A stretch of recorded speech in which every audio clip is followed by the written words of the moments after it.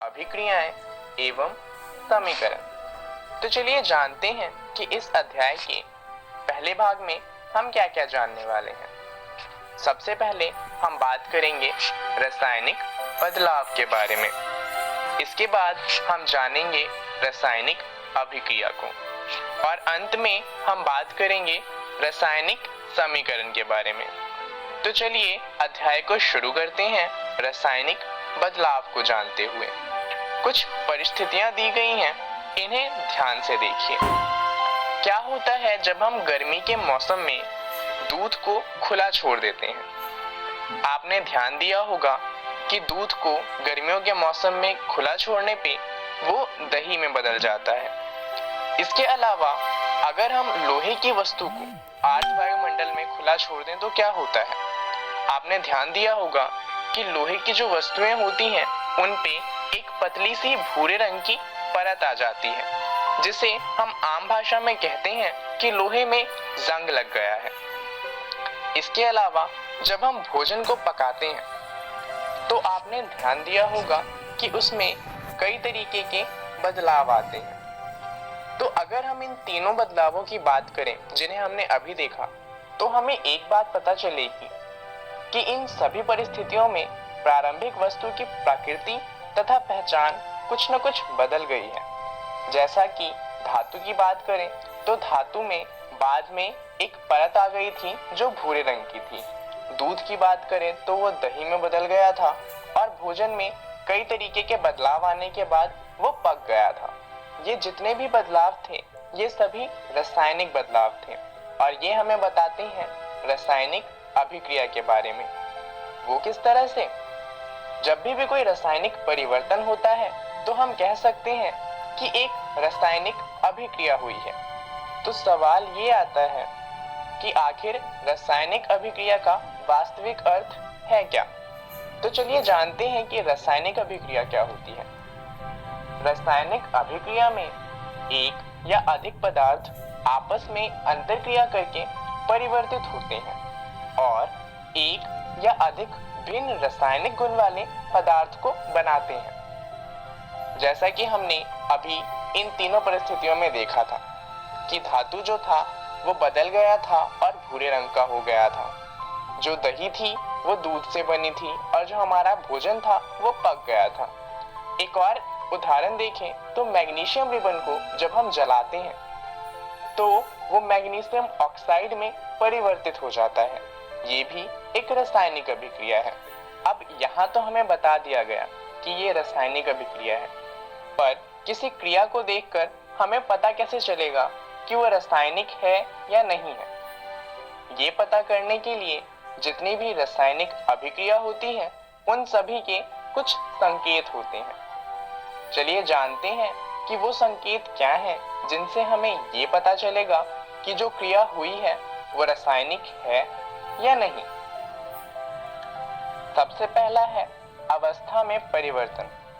जैसा कि हम जानते हैं कि तीन तरीके की अवस्था होती है, ठोस अवस्था, द्रव अवस्था और गैस अवस्था।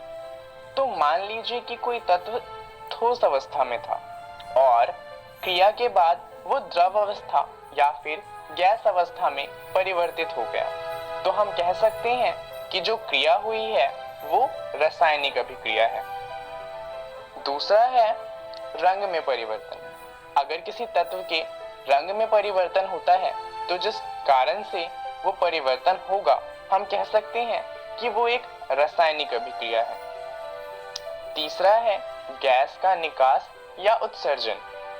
अगर किसी कारणवश किसी तत्व से किसी गैस का निकास होना शुरू हो जाता है तो हम कह सकते हैं कि जो बदलाव हुआ है वो एक रासायनिक बदलाव है। और आखिरी में हम बात करेंगे तापमान में परिवर्तन की। अगर किसी तत्व के तापमान में परिवर्तन आता है तो जिस कारणवश वो परिवर्तन आया है वो भी एक रासायनिक बदलाव होगा। ये तो थी रासायनिक बदलाव की बात। अब मान लीजिए कि आपको इन बदलाव को लिखना हो तो आप किस तरीके से लिखेंगे। तो चलिए जानते हैं रासायनिक समीकरण के बारे में। उदाहरण लेते हैं मैग्नीशियम रिबन वाला, जहां पर मैग्नीशियम रिबन ऑक्सीजन के साथ जब रासायनिक अभिक्रिया करती है तो मैग्नीशियम ऑक्साइड में परिवर्तित हो जाती है। इसे कुछ इस तरीके से लिखा जा सकता है, मैग्नीशियम प्लस में ऑक्सीजन, जिससे हमें मिलता है मैग्नीशियम ऑक्साइड। अब इससे फायदा क्या होगा? अब हमें पूरा नहीं लिखना पड़ेगा कि मैग्नीशियम ऑक्साइड ने ऑक्सीजन के साथ अभिक्रिया करके मैग्नीशियम ऑक्साइड बनाया। अब हम उसे बहुत छोटे में लिख सकते हैं, मैग्नीशियम जमा में ऑक्सीजन, उससे हमें मिलता है मैग्नीशियम ऑक्साइड। तो हमने पूरी अभिक्रिया को बहुत ही संक्षेप में लिखा है। अब यहाँ पर हमने शब्दों का यूज किया है, जैसे कि मैग्नीशियम और ऑक्सीजन। क्योंकि यहाँ पर शब्द का इस्तेमाल किया गया है तो इस तरीके की समीकरण को हम कहते हैं शब्द समीकरण। तो चलिए जानते हैं कि इस वीडियो में हमने क्या क्या जाना। सबसे पहले हमने बात करी रासायनिक बदलाव के बारे में, जहाँ पे हमने कुछ उदाहरण लिए थे, जैसे कि दूध का दही में परिवर्तन, या फिर लोहे के ऊपर जंग लगना, या फिर भोजन का पकना। उसके बाद हमने बात करी रासायनिक अभिक्रिया के बारे में, जहाँ पर हमने ये जाना कि रासायनिक अभिक्रिया में जो तत्व होता है उसकी प्रकृति बदल जाती है और एक भिन्न प्रकृति वाले तत्व का निर्माण होता है। उसके बाद हमने बात करी रासायनिक समीकरण के बारे में, जहां हमने ये जाना कि रासायनिक अभिक्रिया को संक्षेप रूप में किस तरीके से लिखा जा सकता है। चलिए आप जानते हैं कि अगली वीडियो में हम क्या जानने वाले हैं। अगली वीडियो में हम बात करेंगे रासायनिक समीकरण को किस तरीके से लिखा जा सकता है उसके बारे में। उसके साथ साथ हम ये भी जानेंगे कि इन रासायनिक समीकरण को संतुलित किस तरीके से किया जा सकता है और इन्हें संतुलित करने का महत्व क्या है। धन्यवाद।